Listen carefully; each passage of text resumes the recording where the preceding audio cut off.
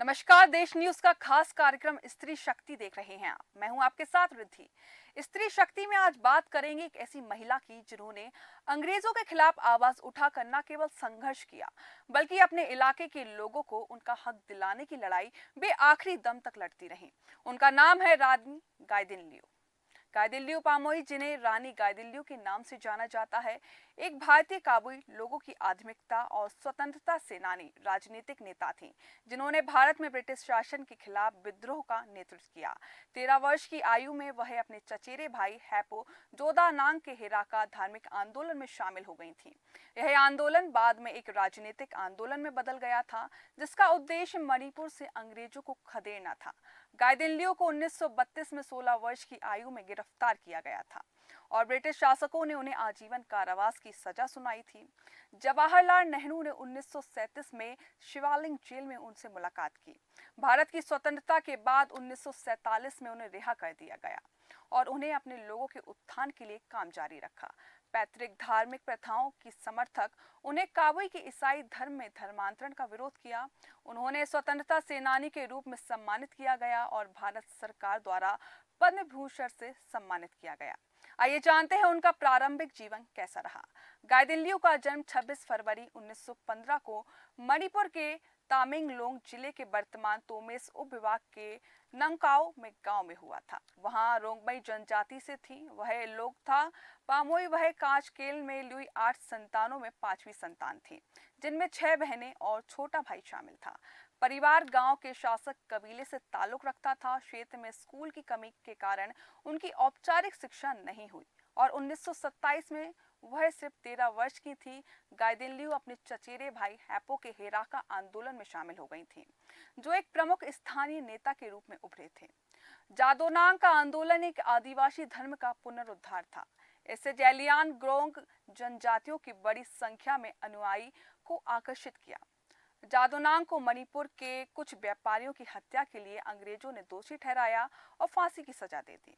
जादोनांग की विचारधारा और सिद्धांतों से प्रभावित होकर गाइदिन्ल्यू उनकी शिष्य बन गई और अंग्रेजों के खिलाफ आंदोलन का हिस्सा बन गई। 3 साल में 16 साल की उम्र तक उन्हें कुकीज के खिलाफ सांप्रदायिक अशांति पैदा करने के आरोप में उन्हें जेल भेजा गया और उन्हें गिरफ्तार किया गया। इसलिए वह लोगों को अंग्रेज और उनके शासन के खिलाफ लामबंद कर रही थी। और अब बात उनके विद्रोह और कारावास की करें तो कारावास के बारे में अंग्रेजों ने 19 अगस्त 1913 में इम्फाल में जादोनांग को गिरफ्तार कर फांसी पर लटका दिया। सामाजिक वर्जना के उल्लंघन पर लोंगकाओ के चचेरे मैती व्यापारी की हत्या के कारण उन पर राजद्रोह का आरोप लगा था। जादोनांग की हत्या में कोई भूमिका नहीं थी। इसके बाद गाइदिन्ल्यू उनके आध्यात्मिक और राजनीतिक उत्तराधिकारी के रूप में उभरी। उन्होंने खुले तौर पर ब्रिटिश शासन के खिलाफ विद्रोह किया और जेलियांगरोंग लोग को कर न देने का आह्वान किया। उन्होंने स्थानीय लोगों से दान प्राप्त हुआ, जिसमें से कई स्वयंसेवक के रूप में उनके साथ शामिल हुए। ब्रिटिश अधिकारियों ने उनकी तलाश शुरू की। वह पुलिस की गिरफ्तारी से बचती रहीं। अब के असम के नागालैंड और मणिपुर के गांव में घूमती रहीं। असम के राज्यपाल ने नागा हिल्स में डिप्टी कमिश्नर जेपी मिल्स की देखरेख में असम राइफल्स की 3री और 4थी बटालियन को उनके खिलाफ भेज दिया। उनकी गिरफ्तारी में सहायक जानकारी देने वाले मौद्रिक पुरस्कार घोषित किए गए। इसमें यह घोषणा भी शामिल थी कि उनके ठिकाने के बारे में जो कोई जानकारी देगा, या कह सकते हैं किसी भी गांव की 10 साल का कर छूट मिलेगा। उनकी सेना में उत्तरी कछार और हंगरूम गांव में असम राइफल्स को सशस्त्र संघर्ष में शामिल किया। इसके बाद अक्टूबर 1932 में गाइदिन्ल्यू पुलोमी गांव चली गईं, जहां उनके अनुयायी ने एक लकड़ी के किले का निर्माण शुरू किया। जब किले का निर्माण चल रहा था, कैप्टन मैकडोनाल्ड के नेतृत्व में असम राइफल्स की टुकड़ी ने 17 अक्टूबर 1932 को गांव पर एक आश्चर्यजनक हमला किया। गाइदिन्ल्यू को उनके अनुयायी के साथ किनामा गांव के पास बिना किसी प्रतिरोध के गिरफ्तार किया गया। गाइदिन्ल्यू ने इस बात से इनकार किया कि असम राइफल्स के हंगराम चौकी पर हमला या किले के निर्माण में उनकी कोई भूमिका नहीं है।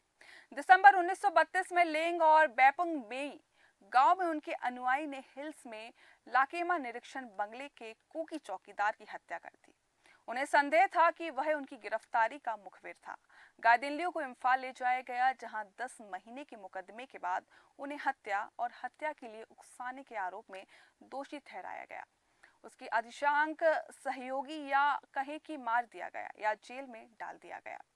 वहीं उन्होंने 1934 में कविन समिति जैसे आदिवासी संगठन की स्थापना की।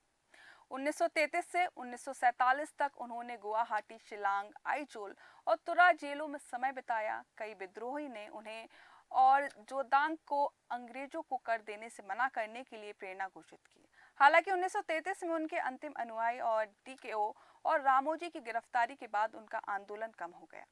जवाहरलाल नेहरू ने 1937 में शिलांग जेल में उनसे मुलाकात की और उनकी रिहाई की बात किया। हिंदुस्तान टाइम्स में प्रकाशित उनके बयान में गायदिन्लियू को पहाड़ों की रानी के रूप में वर्णित किया गया है। उन्होंने उन्हें रानी या अपने लोगों की रानी की उपाधि दी है। नेहरू ने ब्रिटिश शासन लेडी एस्टर की रानी गायदिन्लियू की रिहाई के लिए कुछ करने के लिए कहा, लेकिन भारत के सचिव ने उनके अनुरोध को यह कहते हुए अस्वीकार कर दिया कि अगर रानी को रिहा किया गया तो परेशानी बढ़ सकती है।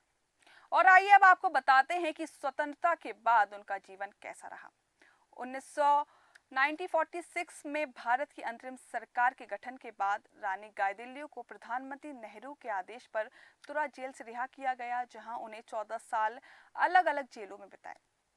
अपनी रिहाई के बाद भी उन्होंने अपने लोगों के उत्थान के लिए काम करना जारी रखा। 1952 तक अपने छोटे भाई मारंग के साथ तुएन सांग के बिमरा गांव में रही। 1952 में उन्हें अंततः अपने पैतृक गांव लोंगकाव में वापस जाने की अनुमति दी।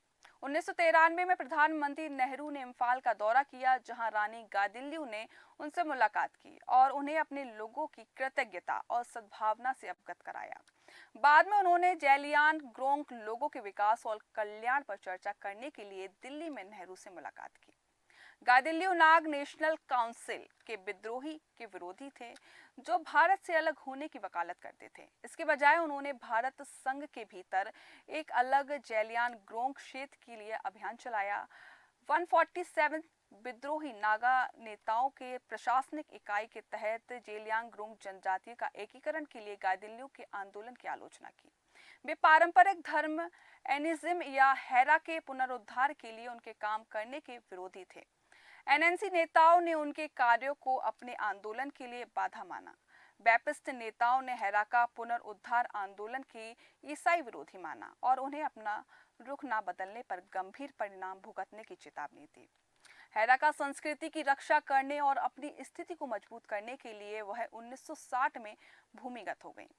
1966 में बुढ़ापे में 6 साल की कठिन भूमिगत जिंदगी के बाद भारत सरकार के साथ एक समझौते के तहत रानी गायदिन्लियू अपने जंगल के ठिकाने से बाहर आईं और शांतिपूर्ण, लोकतांत्रिक और अहिंसक तरीकों से अपने लोगों को बेहतरी के लिए काम करने लगी। वहीं 20 जनवरी 1966 को कोहिमा गईं और 21 फरवरी 1966 में दिल्ली में प्रधानमंत्री लाल बहादुर शास्त्री से मिली और एक अलग जैलियांगरोंग प्रशासनिक इकाई के निर्माण की मांग की। 24 सितंबर को उनके 320 अनुयायी ने हेनिमा में आत्मसमर्पण कर दिया। इनमें से कुछ नागालैंड सशस्त्र पुलिस में शामिल हो गए थे। अब आपको बताएं, मृत्यु 1991 में गायदिन्लियू अपने जन्म स्थान लोंगकाव लौट आई, जहां 17 फरवरी 1993 को 78 वर्ष की आयु में उनकी मृत्यु हो गई। मणिपुर के राज्यपाल चिंतामणि, नागालैंड के गृह सचिव, मणिपुर के अधिकारी और पूर्वोत्तर क्षेत्र के सभी हिस्से के कई लोग उनके पैतृक गांव में उनके अंतिम संस्कार में शामिल हुए। इम्फाल में मणिपुर के मुख्यमंत्री आरके दोरेंद्र सिंह, उप मुख्यमंत्री ऋषांक कशिश और अन्य लोग ने पुष्पांजलि अर्पित की और राज्य सरकार द्वारा एक सामान्य अवकाश घोषित किया। रानी गायदिन्लियू को वरण उपरांत बिरसा मुंडा पुरस्कार भी दिया गया। भारत सरकार ने 1996 में उनके सम्मान में एक डाक टिकट जारी किया। भारत सरकार ने 2015 में उनके सम्मान में एक स्मारक सिक्का जारी किया। ईसाई धर्म के प्रति हेरा का आंदोलन की शत्रुता के कारण गायदिन्लियू की वीरता को नागाओं के बीच बहुत कम मान्यता मिली, जिसमें से अधिकांश ने 1960 के दशक तक ईसाई धर्म अपना लिया। नागा राष्ट्रवादी समूह भी इन्हें मान्यता नहीं देते, क्योंकि इन्हें भारत सरकार का करीबी माना जाता था। जब 1970 के दशक में हिंदू राष्ट्रवादी संघ परिवार ने हेरा का आंदोलन के साथ गठबंधन किया, तो ईसाई नागाओं के बीच यह धारणा मजबूत हुई कि वह हिंदू की प्रचारक थे। 2015 में जब केंद्र सरकार और टीआर जैलियांग की राज्य सरकार ने गायदिल्ली मेमोरियल हॉल बनाने का फैसला लिया, तो नागालैंड राज्य के कई नागरिक समाज संगठनों ने इस कदम का विरोध किया। फिलहाल के लिए बस इतना ही। जुड़े रहिए देश न्यूज के साथ।